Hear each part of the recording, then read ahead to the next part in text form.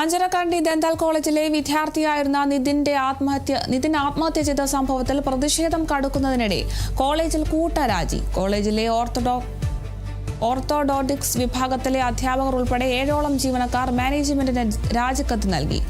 നിലവിൽ ആരോപണ വിധേയരായ ഡോക്ടർ റാമിനും ഡോക്ടർ സംഗീതയ്ക്കും പുറമെ മറ്റ് ചില അധ്യാപകർക്കെതിരെ കൂടി പരാതി നൽകാൻ വിദ്യാർത്ഥികൾ തീരുമാനിച്ചിരുന്നു.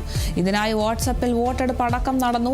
ഇതിനെതിരെ പല അധ്യാപകരും പ്രതിഷേധം അറിയിച്ചിരുന്നു. വിദ്യാർത്ഥികളുടെ പ്രതിഷേധത്തെ തുടർന്ന് ആരോപണ വിധേയനായ വകുപ്പ് മേധാവി ഡോക്ടർ റാമിനെ മാനേജ്മെന്റ് കഴിഞ്ഞ ദിവസം പുറത്താക്കാൻ തീരുമാനിച്ചിരുന്നു. അതിന് പിന്നാലെയാണ് ഇപ്പോൾ വകുപ്പിലെ മറ്റ് ജീവനക്കാരുടെയും രാജി. ഇതോടെ ഈ വിഭാഗത്തിന്റെ പ്രവർത്തനം ഏറെക്കുറെ നിലച്ച അവസ്ഥയാണ്. ജീവനക്കാർ നൽകിയ രാജിക്കത്ത് മാനേജ്മെന്റ് സ്വീകരിക്കാൻ തയ്യാറായിട്ടില്ല.